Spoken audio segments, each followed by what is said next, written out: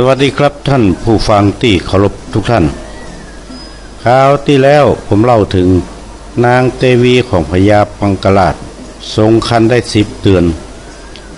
ระหว่างทรงครรภ์ก็ชอบสตาอาวุธและอยากกินเลือดของงูขอมดำติดปลายดาบหวาน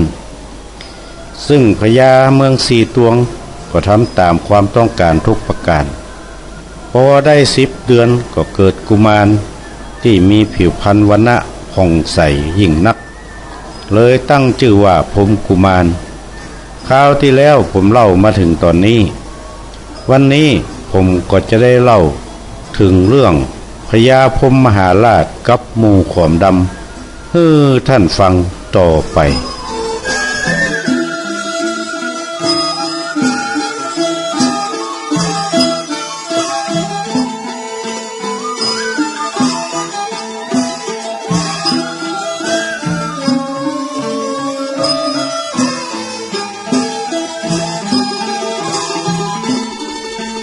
พรหมกุมารก็เจริญเติบโตมาได้7 ปีก็บ่มีพยาธิอันใดมาเบียดเบียนเลยแต่โหมเล่นหอกเล่นดาบปืนไฟสีนาฏอยู่ตลอดเวลาจนกระทั่งอายุได้15 ปีในตำนานเขียนสรุปว่าพ.ศ. 243 ปีดับไส้เดือน9ออก8 ค่ำวันอังคารยามใกล้แจ้งพรหมกุมารก็ฝันหันเทวดามาบอกว่าถ้าใครได้จ้างตัวมงคลอันเป็นวิเศษไปตัดเอาขอไม้ไล่แล้วไปยังน้ำแม่คงจะไม่จ้างเผือกอยู่3 ตัวลอยมาถ้าได้ตัวแรกจักปราบได้4 ทวีปถ้าได้ตัวที่2จักปราบได้ชมพูทวีปถ้าได้ตัวที่3จักปราบลานนาไทยกับหมู่ขอมดำตั้งหลายว่าอัน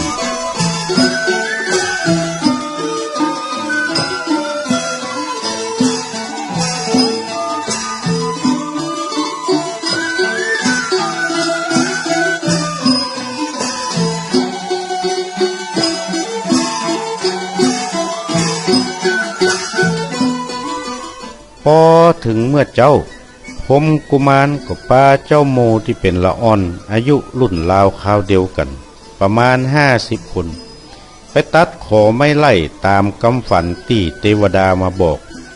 แล้วก็พากันไปนั่งพอหิมน้ำแม่ของสักบึดใหญ่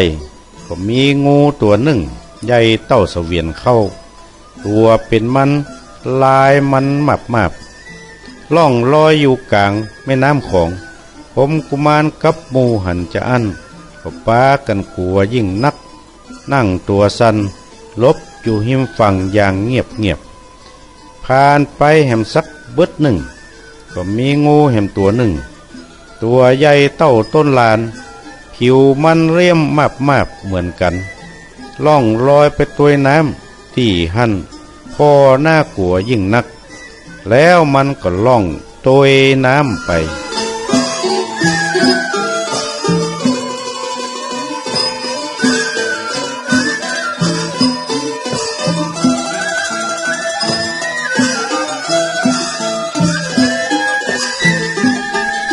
ฝ่ายพรหมกุมารก็มาคิดว่าเทวดามาบอกว่ามีจ้าง3 ตัวล่องมาตัวแม่น้ำแม่ของกูก็บ่หันสักตัวหันก้างูใหญ่ถ้าจะเป็นงูมูนี้เป็นแน่แต่ขณะที่คิดอยู่นั้นก็มีงูแห่มตัวหนึ่งตัวใหญ่เหมือนกันล่องลอยมาพรหมกุมารก็คิดว่าถ้าบ่เอาตัวนี้คงบ่มีจ้างกู้บารมีเป็นแน่แต่จึงกล่าวกับเจ้าหมู่ว่าตายเป็นตายเตอะหาจะยับงูตัวนี้ว่าแล้วพรหมกุมารก็เปียคอไม้ไล่กระโดดลงน้ำแม่ของว่ายไปเกาะหลังงูตัวนั้นยังกลางแม่น้ำแม่ของตีหั่น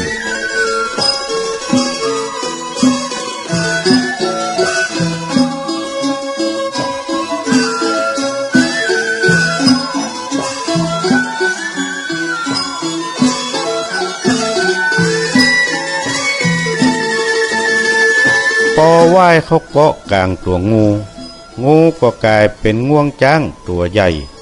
พรหมกุมารก็เอาขอไม้ไล่เกาะไว้แล้วก็ไต่ขึ้นบนหลังของมันพยายามจะใส่จ้างขึ้นบนบกจ้างก็บ่ขึ้นพรหมกุมารก็ฮื้อเจ้าหมูที่มาตุยไปบอกข่าวแก่พญาปังกลาดพญาก็สั่งฮื้อหมอโหรามาตักมาแนะนำหมอโหราก็ว่าฮื้อเอาคำปันหนึ่งมาตีเป็นปางแก่นหนึ่งแล้วไปแห่เอาก่อนจ้างถึงจะขึ้นจากแม่น้ำแม่คงมาพญาก็ดีใจยิ่งนักทำตามหมอโหราบอกทุกประการ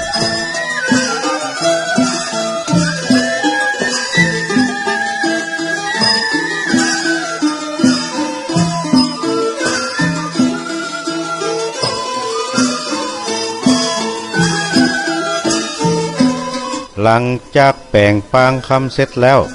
ก็ฮื้อตุกขิตะกุมารผู้อ้ายไปต้วยหาน้องยังน้ำแม่คง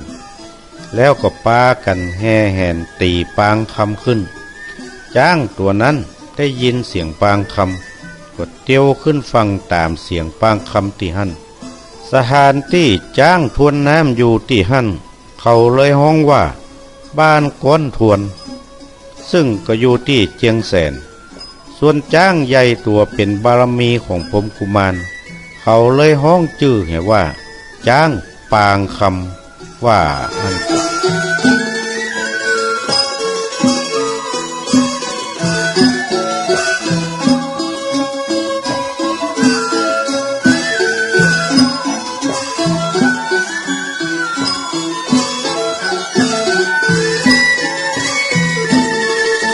หลังจากได้จ้างมาอยู่ในเวียงสี่ตวงพรหมกุมารก็บอกพ่อพญาว่าตั้งแต่นี้ต่อไปปลายหน้ามาต้องเสียซวยฮื้อหมูขอมดำหมูนั้นเตอะแม้นว่ามันจะยะอย่างใดก็ดีจงฮื้อเป็นหน้าที่ของข้าว่าอันฝ่ายพญาปังกลาดก็ดีใจยิ่งนักฮับปากทำตามทุกประการแล้วก็แปลงโฮงจ้างฮื้อจ้างมงคลตัวนั้นฮื้อจ้างคำมาตีเครื่องจ้างในตำนานเขียนว่า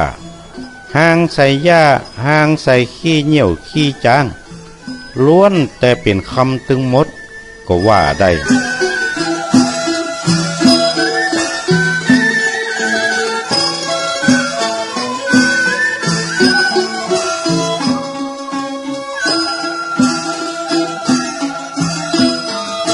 ท่านผู้ฟังที่เคารพครับนี่ก็คือเรื่องราวของพญาพรหมมหาราชที่มีอยู่ในตำนานสิงห์นวัตของคนเมืองเฮาเรื่องราวยังมีแหมนักครับผมคงจะได้เล่าในโอกาสหน้าก่อนจากกันในวันนี้ผมขอฝากคำบักเก่าเอาไว้ว่าบักไข่จ่ายเงินนักเพื่อปลูกพักไว้กินถ้าไข่เป็นหนี้เป็นสินเพื่อเอาตึงแปะตึงยืมวันนี้ผมนานวาดขอวาดวางลงเต้าอี้เต้านี้แลสวัสดีครับ